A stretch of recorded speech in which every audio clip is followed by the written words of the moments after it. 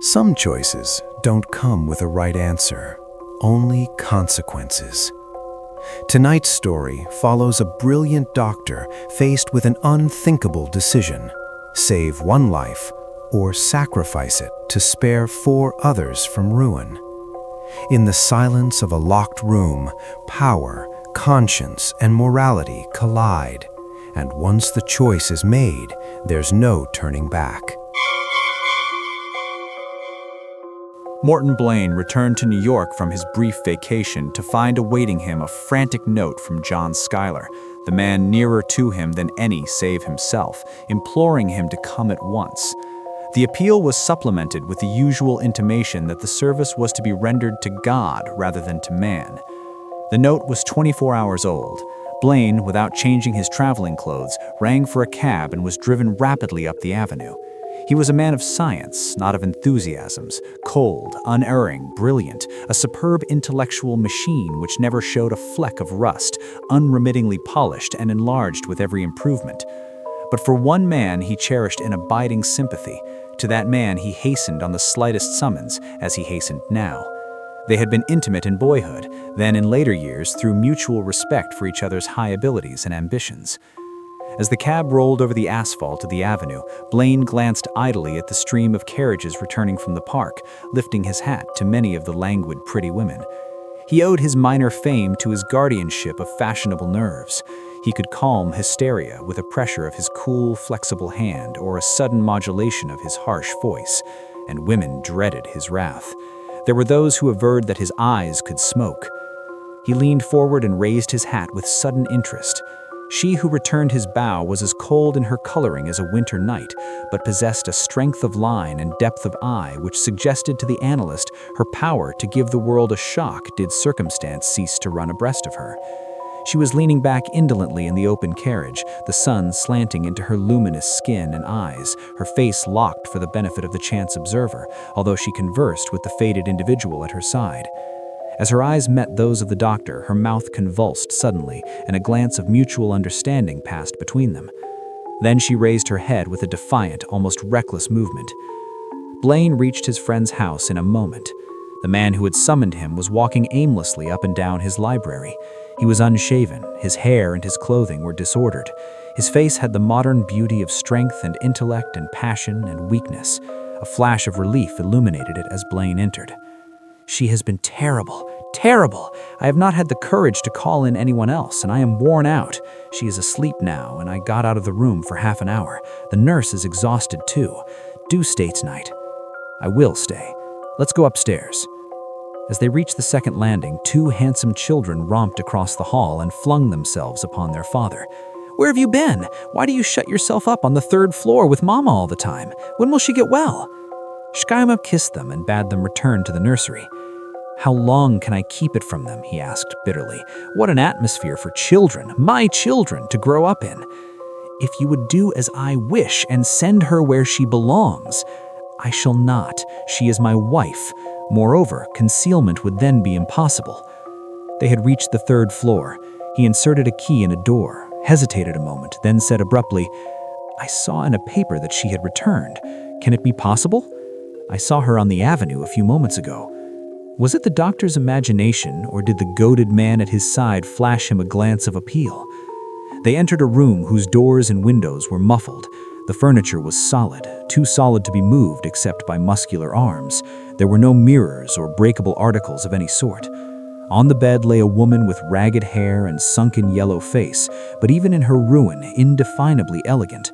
Her parted lips were black and blistered within. Her shapely, skinny hands clutched the quilt with the tenacious suggestion of the eagle, that long-lived, defiant bird. At the bedside sat a vigorous woman, the pallor of fatigue on her face. The creature on the bed opened her eyes. They had once been what are vaguely known as fine eyes. Now they looked like blots of ink on parchment. "Give me a drink," she said feverishly. "Water, water, water!" She panted, and her tongue protruded slightly. Her husband turned away, his shoulders twitching. The nurse held a silver goblet to the woman's lips. She drank greedily, then scowled up at the doctor. "You missed it," she said. I should be glad, for I hate you. Only you give me more relief than they. They are afraid. They tried to fool me, the idiots, but they didn't try it twice. I bit." She laughed and threw her arms above her head. The loose sleeves of her gown fell back and disclosed arms speckled as if from an explosion of gunpowder. "Just an ordinary morphine fiend," thought the doctor, "and she is the wife of John Schuler." An hour after dinner, he told the husband and nurse to go to bed. For a while he read, the woman sleeping profoundly. The house was absolutely still, or seemed to be. Had pandemonium reigned, he could hardly have heard an echo of it from this isolated room.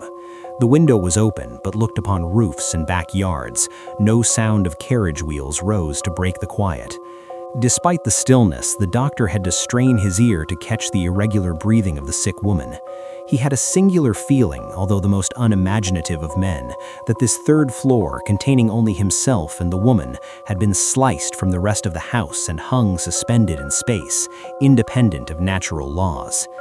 It was after the book had ceased to interest him that the idea shaped itself, born of another, as yet unacknowledged, skulking in the recesses of his brain. At length he laid aside the book and, going to the bed, looked down upon the woman, coldly, reflectively, exactly as he had often watched the quivering of an animal, dissected alive in the cause of science. Studying this man's face, it was impossible to imagine it agitated by any passion except thirst for knowledge.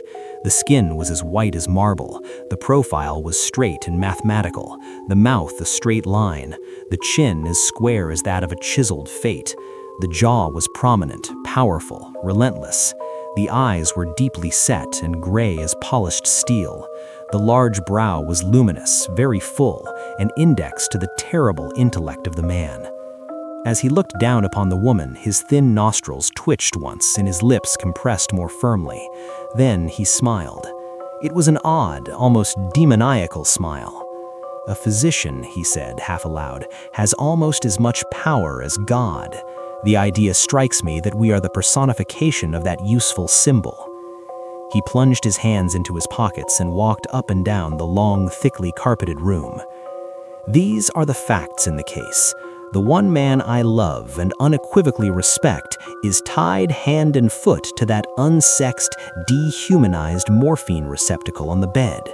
She is hopeless. Every known specific has failed, must fail, for she loves the vice. He has one of the best brains of this day, prolific in brains, a distressing capacity for affection, human to the core. At the age of 42, in the maturity of his mental powers, he carries with him a constant sickening sense of humiliation. A proud man, he lives in daily fear of exposure and shame.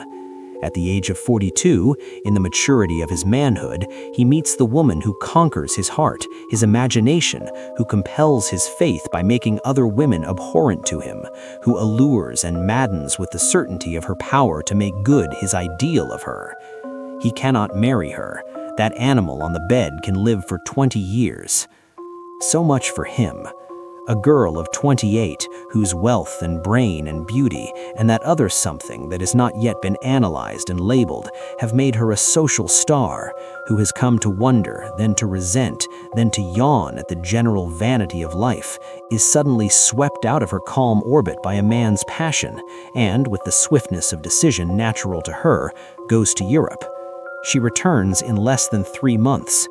For these two people, there is but one sequel. The second chapter will be written the first time they are alone. Then they will go to Europe. What will be the rest of the book? First, there will be an ugly and reverberating scandal. In the course of a year or two, she will compel him to return in the interest of his career. She will not be able to remain. So proud a woman could not stand the position. Again, he will go with her. In a word, my friend's career will be ruined. So many novelists and reporters have written the remaining chapters of this sort of story that it is hardly worthwhile for me to go any further. So much for them. Let us consider the other victims, the children. A morphine mother in an asylum, a father in a strange land with a woman who was not his wife, the world cognizant of all the facts of the case. They grow up at odds with society. Result, they are morbid, warped, unnormal. In trite old English, their lives are ruined, as are all lives that have not had a fair chance. He returned abruptly to the bedside. He laid his finger on the woman's pulse. No morphine tonight, and she dies. A worthless wretch is sent where she belongs. 4 people are saved. His breast swelled. His gray eyes seemed literally to send forth smoke. They suggested some noiseless, deadly weapon of war. He exclaimed aloud, "My God, what a power to lie in the hands of one man! I stand here the arbiter of 5 destinies. It is for me to say whether 4 people shall be happy or wretched, saved or ruined. I might say with Nero, I am God." He laughed. "I am famed for my power to save where others have failed. I am famed in the comic weeklies for having ruined the business of more undertakers than any physician of my day. That has been my role, my professional pride. I have never felt prouder as now." The woman, who had been moving restlessly for some time, twitched suddenly and uncontrollably. She opened her eyes. "Give it to me, quick," she demanded. Her voice, always querulous, was raucous. Her eyes were wild. "No," he said deliberately, "you will have no more morphine, not a drop." She stared at him incredulously, then laughed. "Stop joking," she said roughly. "Give it to me, quick, quick, I am very weak." "No," he said. Then, as he continued to hold her eyes, her own gradually expanded with terror. She raised herself on one arm. "You mean that?" she asked. "Yes." He watched her critically. She would be interesting. "You're going to cure me with drastic measures since others have failed?" "Possibly." Her face contracted with hatred. She had been a rather clever woman, and she believed that he was going to experiment with her. But she had also been a strong-willed woman and used to command since babyhood. "Give me that morphine," she said imperiously. "If you don't, I'll be dead before morning." He stood imperturbable. She sprang from the bed and flung herself upon him, strong with anger and apprehension. "Give it to me," she screamed. "Give it to me," and she strove to bite him. He caught her by the shoulder and held her at arm's length. She writhed and struggled and cursed. Her oaths might have been learned in the gutter. She kicked at him and strove to reach him with her nails, clawing the air. She looked like a witch on a broomstick. What an exquisite bride she was, and what columns of rubbish have been printed about her and her entertainments. The woman was shrieking and struggling. "Give it to me, you brute, you fiend! I always hated you. Give it to me. I am dying. I am dying. Help! Help!" But the walls were padded, and she knew it. He permitted her to fling herself upon him, easily brushing aside her jumping fingers and snapping teeth. He knew her agony was frightful. Her body was a network of hungry nerves. The diseased pulp of her brain had ejected every thought but one. She squirmed like an old autumn leaf about to fall. Her ugly face became tragic. The words shot from her dry, contracted throat. "Give me the morphine! Give me the morphine!" Suddenly realizing the immutability of the man in whose power she was, she sprang from him and ran frantically about the room, uttering harsh, bleat-like cries. She pulled open the drawers of a chest, rummaging among its harmless contents, gasping, quivering, bounding, as her tortured nerves commanded. When she had littered the floor with the contents of the chest, she ran about screaming hopelessly. The doctor shuddered, but he thought of the 4 innocent people in her power and in his. She fell in a heap on the floor, biting the carpet, striking out her arms aimlessly, tearing her nightgown into strips, then lay quivering, a hideous, speckled, uncanny thing who should have been embalmed and placed beside the Venus of Milo. She raised herself on her hands and crawled along the carpet, casually at first, as a man stricken in the desert may, half-consciously, continue his search for water. Then the doctor, intently watching her, saw an expression of hope leap into her bulging eyes. She scrambled past him towards the washstand. Before he could define her purpose, she had leaped upon a goblet inadvertently left there and had broken it on the marble. He reached her just in time to save her throat. Then she looked up at him pitifully. "Give it to me." She pressed his knees to her breast. The red, burned-out tear ducts yawned. The tortured body stiffened and relaxed. Poor wretch, he thought. But what is the physical agony of a night to the mental anguish of a lifetime? Once, she gasped, "or kill me." Then as he stood implacable, "Kill me, kill me." He picked her up, put a fresh nightgown on her, and laid her on the bed. She remained as he placed her, too weak to move, her eyes staring at the ceiling above the big four-posted bed. He returned to his chair and looked at his watch. She may live 2 hours, he thought, possibly 3. It is only 12. There is plenty of time. The room grew as still as the mountaintop whence he had that day returned. He attempted to read, but could not. The sense of supreme power filled his brain. He was the gigantic factor in the fates of 4. Then circumstance, the outwardly wayward, the ruthlessly sequential, played him an ugly trick. His eyes, glancing idly about the room, were arrested by a big, old-fashioned rocking chair. There was something familiar about it. Soon he remembered that it resembled one in which his mother used to sit. She had been an invalid and the most sinless and unworldly woman he had ever known. He recalled, with a touch of the old impatience, how she had irritated his active, aspiring, essentially modern mind with her cast-iron precepts of right and wrong. Her conscience flagellated her, and she had striven to develop her sons to the goodly proportion of her own. As he was naturally a truthful and upright boy, he resented her homilies mightily. "Conscience," he once broke out impatiently, "has made more women bores, more men failures than any 10 vices in the rogue's calendar." She had looked in pale horror and taken refuge in an axiom: "Conscience makes cowards of us all." He moved his head with involuntary pride. The greatest achievement of civilization was the triumph of the intellect over inherited impressions.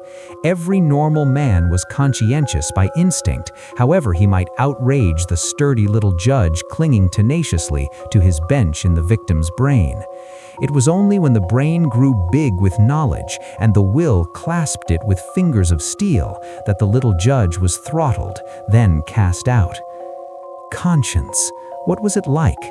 The doctor had forgotten. He had never committed a murder or a dishonorable act. Had the impulse of either been in him, his cleverness would have put it aside with a smile of scorn. He had never scrupled to thrust from his path whoever or whatever stood in his way, and had stridden on without a backward glance. His profession involved many experiments that would have made quick havoc of even the ordinary man's conscience. Conscience, an awkward guest for an unsuspected murderer, for the groundling whose heredity had not been conquered by brain.